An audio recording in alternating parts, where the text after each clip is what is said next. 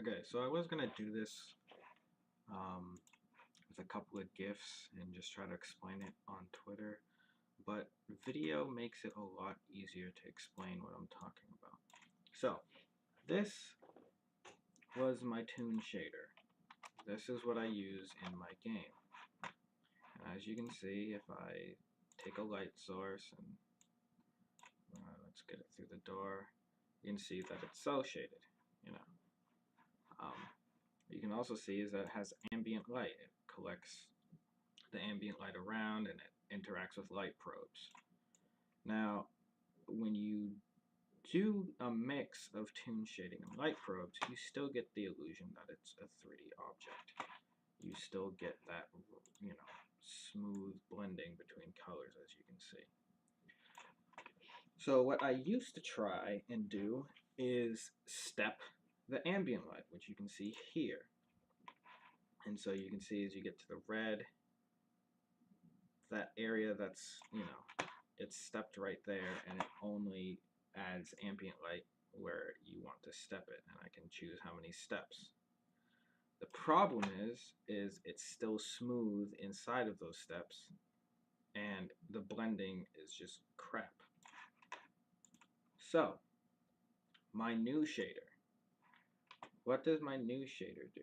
Well, my new shader just blends between two average colors.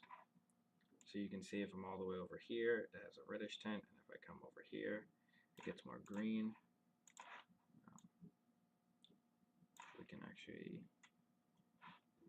get the lighting better. There we go.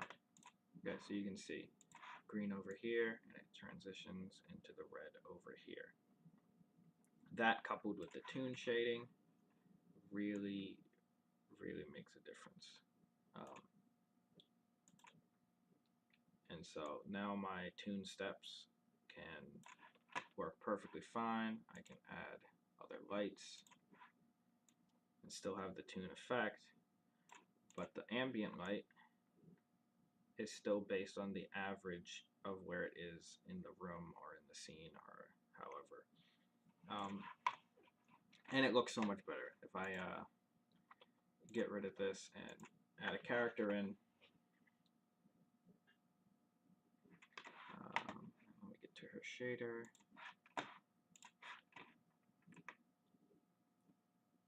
So if I shut it off, I will turn up the ambient light. You can see how it looks.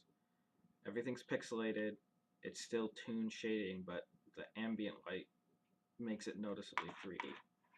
When we turn this on, everything goes back to being flat. There's only ever two steps of color, and she just kind of picks up the basic ambience of the room.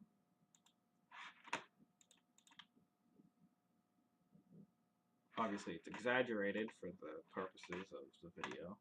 I probably would keep it about half that intensity. But I think it makes a huge difference. And I can still just add a blank kind of glow to whatever I want on top of that. So you can get a mixture of both.